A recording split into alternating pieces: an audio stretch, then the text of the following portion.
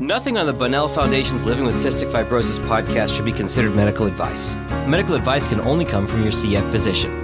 Cystic fibrosis can be a devastating diagnosis, but living with the disease can bring positivity and a new appreciation for each day. From the Bonnell Foundation in Detroit, Michigan, it's the Living with Cystic Fibrosis podcast, sponsored by Viatris and Genentech. Here's your host, Laura Bonnell. Laura Varon Brown is the executive director of Gilda's Club in Metro Detroit, and we met about 10 years ago because of cystic fibrosis. Her first husband, Jim Veron, had cystic fibrosis. Laura married Jim in 1985. At that time, Jim and Laura both worked at the Detroit News. She was a reporter and he was a photojournalist. Soon after they were married, Jim traveled to the West Bank to take photos of the armed uprising of Palestinians against the Israeli occupation of the West Bank and Gaza Strip. While there, Jim, who was very healthy at the time, got a virus and never recovered. He died from cystic fibrosis at the age of 29. He did get to meet his daughter. Molly was 13 weeks old when he died. So I'm introducing you to Laura Varon Brown today to talk about her story and her CF journey and how things have changed since losing him in the CF community until today.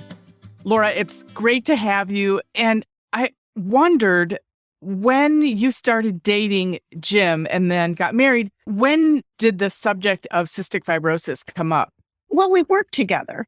So I think I knew about the cystic fibrosis when we started dating. We didn't talk a whole lot about it in the beginning. Jim was incredibly healthy. It wasn't compromising in any way.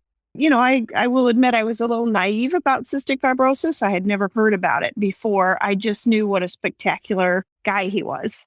Did you talk about children? Because there can be challenges with men having kids with cystic fibrosis. Did that subject come up before you got married? You know, we just figured that Jim had always done the insurmountable, so we didn't worry about it. We just figured somehow we'd have a baby. That's wonderful. Tell me about Jim and how you saw him and what kind of a person he was. You know, Jim, first of all, never met anyone who didn't think he was just phenomenal. He was incredibly upbeat. He popped around the newsroom. When we first met, I was not in a place where I wanted to date anyone, and certainly not a colleague. But, you know, after doing a few assignments together, he opened the car door for me, and I thought, oh, no, photographers never open the door for anyone. So he had an outlook, and I don't ever remember a negative word out of his mouth. He just was so positive, and he worshiped me, which was amazing. He was so kind. I mean, he brought kindness into my life that I had never known before. And you were both young when you met. We were. I think we were probably about 24 years old, but we only dated for about 8 weeks when he proposed to me. Really? Yes. That's fantastic. Yep. We were in Hart Plaza, thought we were going to lunch. And then it was a little weird. He kept kind of walking around. And we sat down in a spot, and we weren't like the kind of couple that just sat down and enjoyed the water or something. You know, we were always on the go. And when he got on one knee, I was like, holy smokes. He couldn't possibly have a ring. He had a ring, he had everything. So it was amazing. That is amazing. How did your life go over those, first few couple of years? I mean, you're both working in the media, so it's crazy busy. It was, one of the bigger things, and a news story was the airplane crash at Metro Airport, Flight 255. I remember the coverage of those types of things together and starting our home together. We bought a little tiny house in Warren, only because I got lost going from my house in Mount Clemens to his house in Southfield. And I happened to come across a little tiny house it was on land contract, which you never get. And we were a young couple. It was about 800 square feet. So that was our first house. And we built a house because my dad was a builder. We found a piece of property in Lake Orion. And so we built our own home. So we were starting a beautiful life together. We traveled, did some skiing, before we had Molly, and it was just, we had a really nice life. We had great friends, and we were in the beginning of our careers. It was really, really fortunate for us. And this brings me to Marianne McCourt, who introduced us because of the cystic fibrosis connection. She's like, you need to meet Laura. And I was like, all right, well, we have great first names, so that's a great start and all of that. And I know there are so many connections that you and Marianne have the same birth dates. Your first husbands both died. I mean, you've had loss and celebration and so much. And you and I have the same first name. And then our first daughters are both Molly's. So we have that little connection. But first, I guess I wanted to talk about, CF and Jim's family. Did he have siblings with CF? How were his parents? Were they concerned about, anything at that point? Because that was, what year? You got married in 1985, right? So it was before the gene that causes cystic fibrosis was found.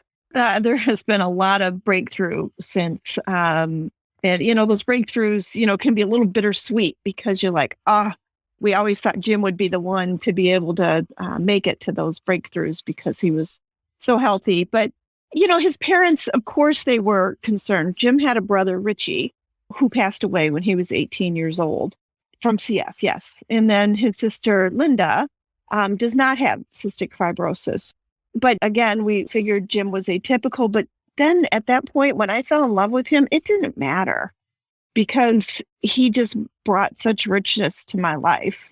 But I think when we were getting married, his parents were a little concerned, making sure that I would do his treatments and that we would keep up with everything. And we assured them that no one wanted him to live as much as I did or he did. So they got very comfortable with our care of Jim and we enjoyed that time together. Those were the days when you do postural drainage manually. So, we enjoyed that time. But we really did not spend a lot of time worrying about it. Because he was so healthy. He was. Jim was never hospitalized until his hospitalization before he died, except for he had his appendix out. And he was 29 years old and never skipped a beat. He saw a physician in Dr. Gordon Young in Ohio. So we always went back and forth to Ohio, and Dr. Young had patients in their 40s and 50s. So it wasn't something we spent a lot of time on. Some of my friends and people spent time on it and asked me, if I was worried or this or that. And we just didn't. Maybe that was naive, but I'm just glad we didn't spend a lot of time fretting and we spent more time living. Yeah, I think that is wonderful. And you had such a short time with him. You only had a couple years that you were married before he died, right? Well, we had almost 5 years because Jim died in 1990 and we got married in 85. Molly was born in 1989 in October. So we just had about 13 weeks with Molly. But Jim had been traveling to the Middle East on a photo shoot. And in hindsight, he was covering the Intifada and he was covering the conditions of the hospitals there for children on the West Bank. So, of course, in hindsight, that is a germ. There's probably a lot of germs going on there. But again, Jim would not have done anything different. He brought a lot of beautiful stories to the world. And in a time when journalists did travel like that, that travel is a little more restrictive now. But, he enjoyed all those stories and he enjoyed making photographs. And it's funny, he wanted to travel the world, but the minute he'd get somewhere, he'd call and he'd want to come home because he was lonesome. So, in a short period of time, Jim traveled to Poland. He went to the West Bank and Israel. He traveled all over the place, met the Pope, on a photo assignment. So he did some extraordinary things. Yeah, and that's what I was going to ask you. What were some of the favorite kind of stories that he covered? What were those? I think, he gravitated towards children and to people who were underrepresented or faced challenges, whether it was the city of Detroit or on the West Bank. He gravitated towards that. I often think of how Jim would be today and what a champion he would be for rights of people who are marginalized. Mm-hmm.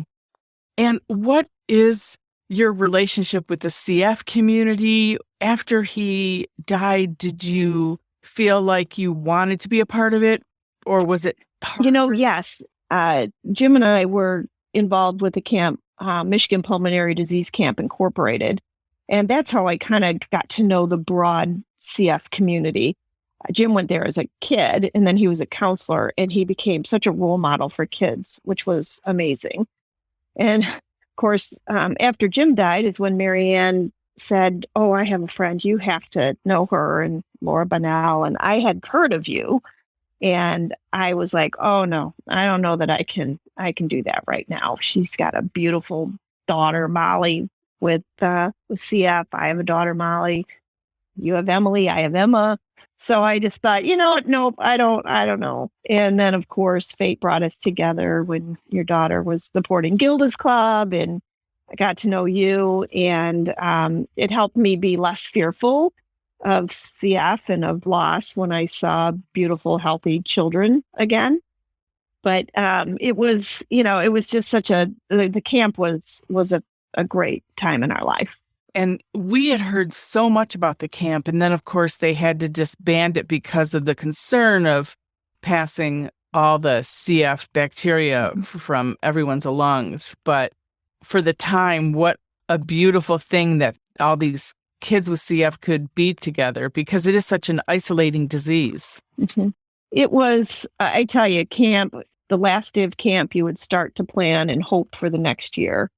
I was a counselor for most of the time for the little ones, and the kids, to see them together in a setting where they weren't different from anyone else, it was incredible. And where parents could kind of turn their kids over to us and relax for a week, knowing that they were going to get phenomenal care. It was very difficult when the camp had to disband, but we knew it had to happen because kids were living longer, or there were better medical interventions. So we wanted them to have the best chance that they could without worrying about them, sending bacteria back and forth to each other. But I stayed involved with CF, with the camp, and was involved in that. But then I had my daughter, Emma, with my second husband, Jeff. And Emma had a horrible injury as a 1-year-old. And that took all my time. She was burned severely and required dozens of surgeries. So my life really pivoted with that. I continue certainly to support financially, but I just, having almost lost Emma, it was just really painful for me to be in too many of those settings where I could think more about that, if that makes any sense. Absolutely. It sure does. And every time my girls go to U of M, or I go to U of M for some reason, the medical hospital, I see the enormous, beautiful picture of Emma on the wall. And I always think of you and her, of course. And I was like, yep, I know her. Every time I go by, I almost want to say to everyone, I know her. Hello, everyone. I know her. That's Emma. I mean, it's horrible what happened to her, but it's beautiful the way that you've talked about her all these years, and she's raised awareness. So in that regard, it is, a beautiful thing. What it taught me, and I've told my kids, if you go into a restaurant and you go to a table and you ask them to tell you their story, you'd keep your own, because every family has these struggles. And certainly cystic fibrosis gave me perspective, and what those families go through. Emma's injury gave me perspective.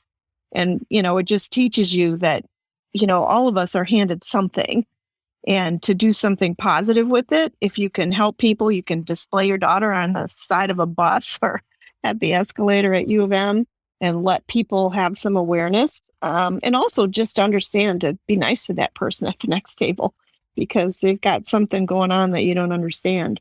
Absolutely. And we're in the same thought pattern, of course, because I always have told my kids growing up, everybody has something. We have CF, and exactly you maybe wouldn't handle someone else's challenges as well. And now you're working, or you have been for how many years at Gilda's Club, working with cancer patients. So your whole life has really been dedicated to so many things, and grief and understanding of so much.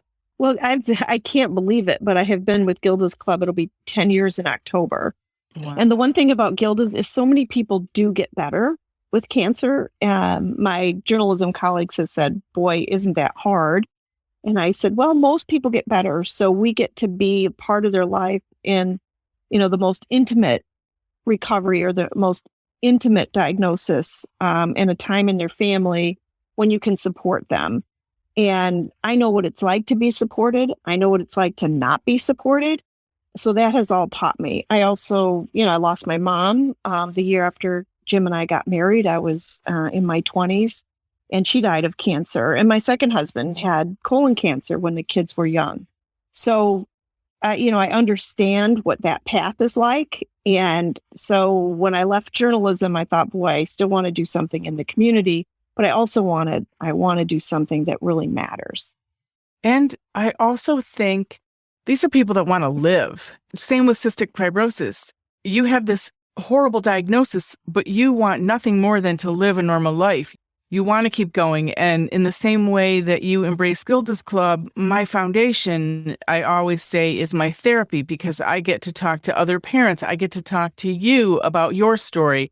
There is so much that we learn and grow from, because of the people that we're working with. It does. It helps me. And that's what I often tell people. They say, oh, I'm sorry to be sharing, or I'm sorry to take up so much of your time.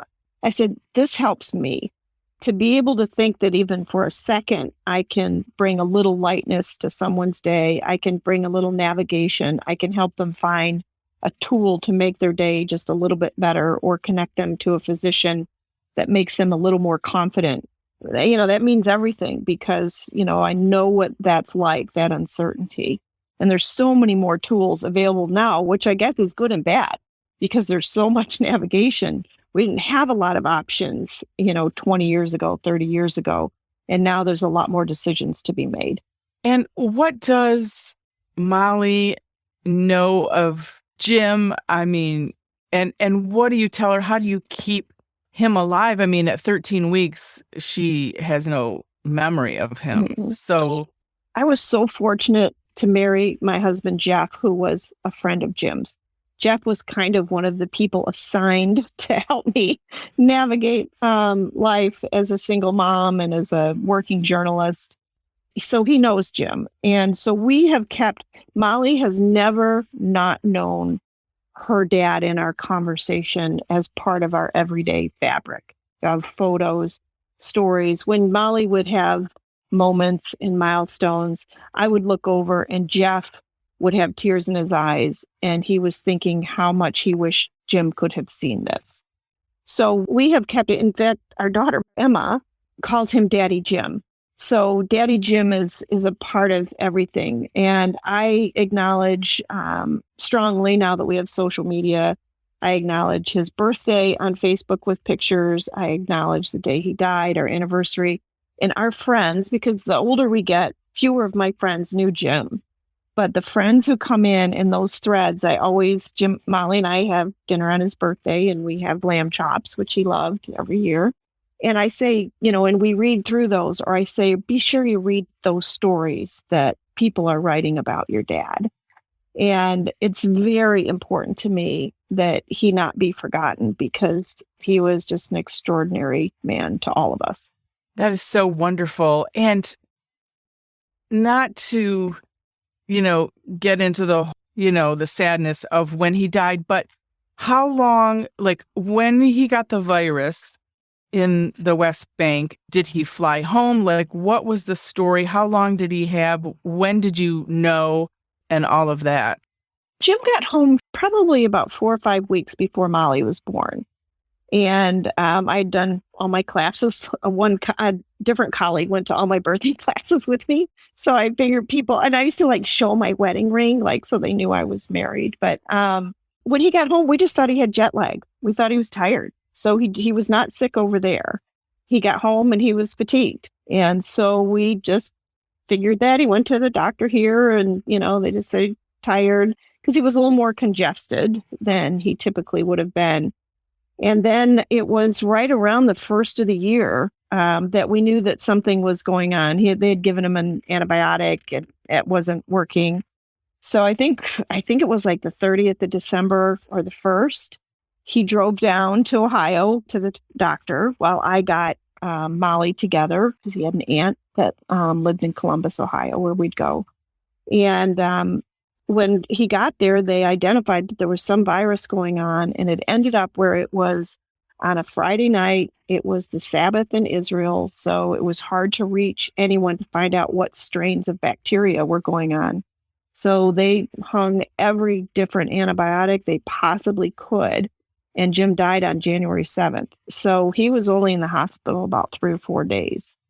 And I just remember him telling me to go back to my aunt's house and take care of Molly, that he was fine. And we, in the middle of the night, probably about 4 o'clock in the morning, I got a call from the doctor that said, we're having trouble with him. And I didn't know what that meant. And by that time, our best friends, Patty and Bill, had driven down. His parents were on vacation and were trying to get home. And again, no one really thought it was that serious because it just wasn't Jim. And then, I got to the hospital and they said they needed to intubate him. And Jim knew that intubating someone with CF was tough and that it was a last resort. And that is one of the things he had told me. And so I asked him about that. And he said, we've got no choice. And so that and I love you was, the last words he spoke to me. And then, the doctor came out not, too long after that and told me that they were really struggling with him. And I said, well, people don't die on ventilators. I just figured it would be this terrible decision I would have to make if they couldn't get him off a ventilator. But he immediately, they intubated him and he immediately went into septic shock. So, I sometimes think, that isn't how Jim wanted to live. And Jim lived and then he didn't. I mean, it was all in a matter of about 3 days. So, it's I don't know. That's just how he wanted. I would have taken any time with him. I would have brought him home hooked up to anything just so that, he could be with us. But I think that would have been his choice to live life to its fullest and then not have to suffer or struggle. But it was, I just remember telling the doctor to go back in there, go back in there. I didn't want to see the doctor because I figured if they were still with him, there was still some hope. And that was a terrible, terrible, terrible moment. Oh my gosh. Yes.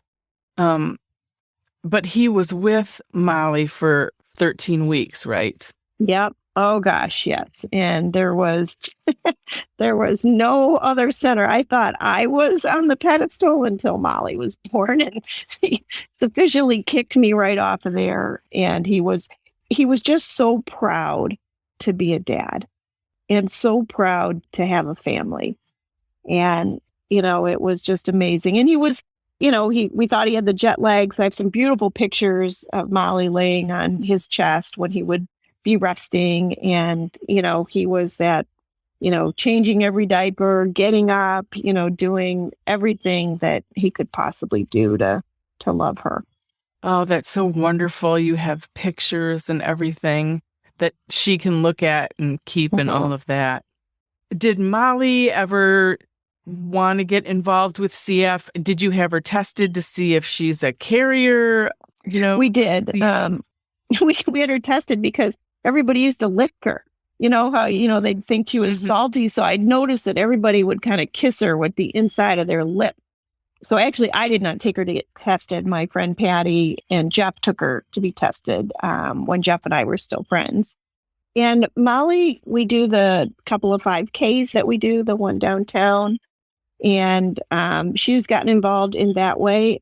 But again, Molly was about 4 years old when her sister was injured severely and her whole life turned. So Molly has had, I often think that when something happens to you, you deal with it head on. When something happens to someone else and you can't control it.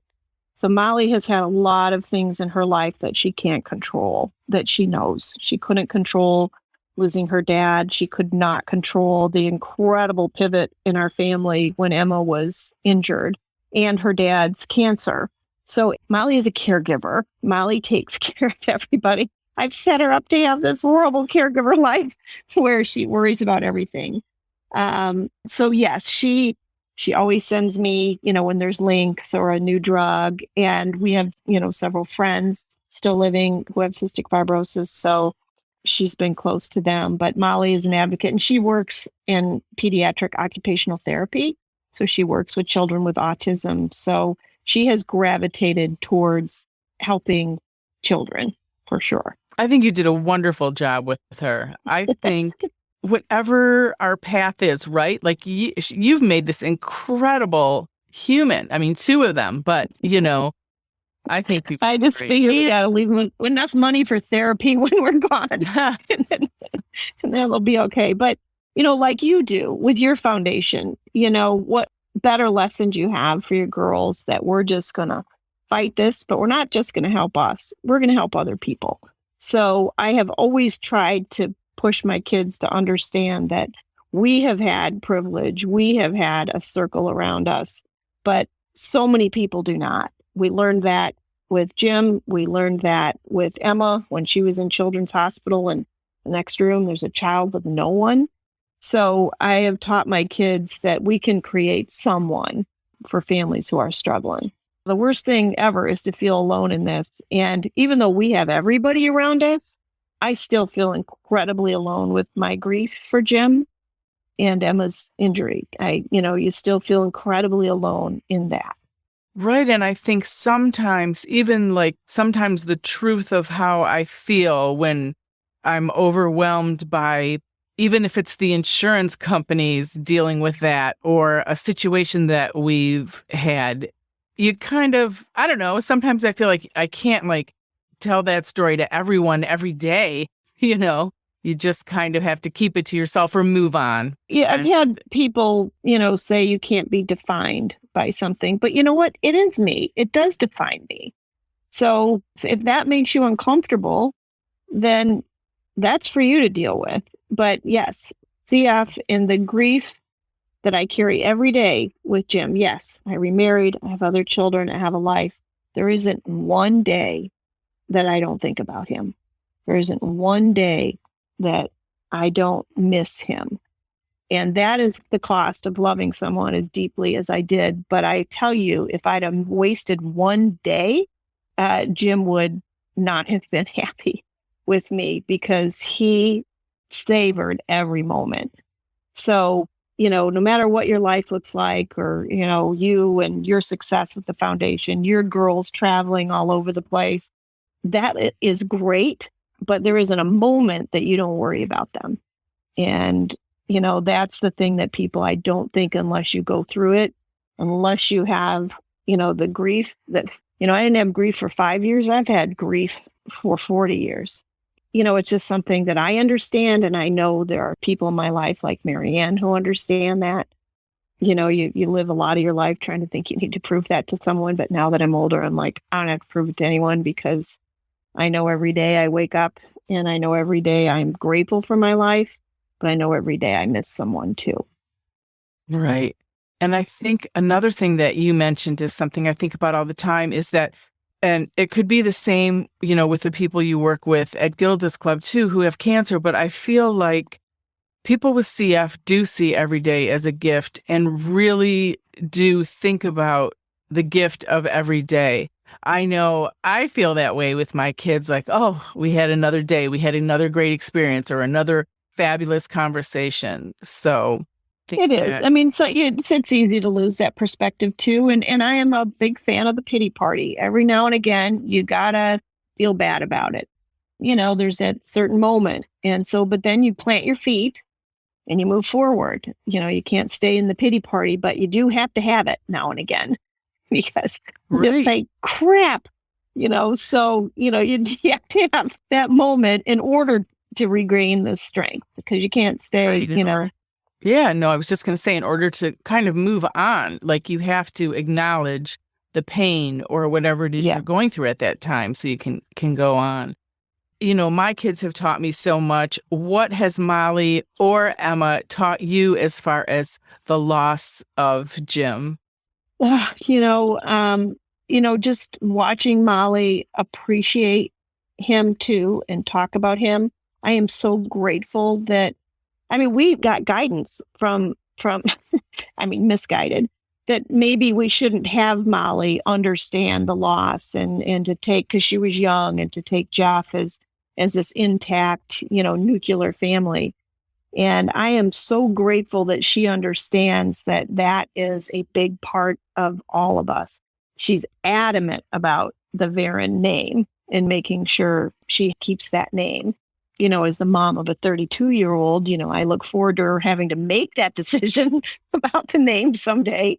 But I'm pretty sure she's going to want her partner to have the name Veron. But, I look at her and, you see him and you see a life that he wished so much for her. So, both my kids they're incredibly different, but Molly has such compassion for other people. I'm so proud of her. And I don't know that you'd have that. Emma often, Emma is scarred severely and she's had twists and turns in her life. And she often will say, I would not trade that because it's made me who I am. Now with Emma, I would trade that. I would trade Jim. I would do all of that. But I do understand that it's made my children who they are, and they're pretty darn decent people. They are. Is there anything else that you wanted to talk about as far as Jim goes, like memories or some other way he contributed either to the CF community or journalism or anything that you want to talk about? And the one thing that I think I just found so extraordinary was the kids at CF camp, where they wanted to grow up and they wanted to be like Jim. Even though he was, 29 years old, they saw him as making it. They saw him as healthy. They saw him as having a career and a family. And I think the hope that he gave kids, even some kids who didn't live past 8 or 9 years old, the hope that he gave them is something that I think he would want his legacy to be. He gave me hope. He gave me life. Most of the most extraordinary people in my life came through that community. And I am always grateful for that. And in a very short period of time, he did a lot. He traveled the world, but mostly he just brought goodness to anyone around him. We never went anywhere, an airport, anywhere, where people didn't know who Jim was. We're watching the hockey playoffs right now, and Jim was the photographer for the Detroit News for the Red Wings. And he used to wear a helmet and sit in the penalty box. And, I still watch hockey, and you can think about that, and we still have his helmet. So he did a lot of things that sometimes takes photojournalists a lifetime to accomplish. And that is wonderful that he just lived his life. And I imagine he would be so excited about all the new drugs out now. And, the path that we're on right now is coming up and finding all these specialty drugs that are helping correct the underlying condition that causes CF. So, and it must be good for you to see and for Molly to see her. Oh, gosh. When you see that, and we have a young niece who has CF. I guess she's young, so we've heard her a niece, cousin. And boy, the minute you read about that drug, you're texting her parents, and is she eligible yet? She's not old enough yet, but they got a waiver so she could get it.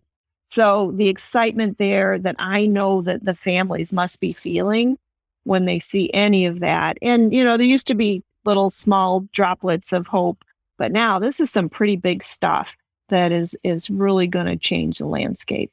Well, I thank you for all your support of the foundation. You've given me so much support over, the last 10 years, really. And you've always mentored me in any way that you could. And it's been priceless, and helped grow my foundation so much.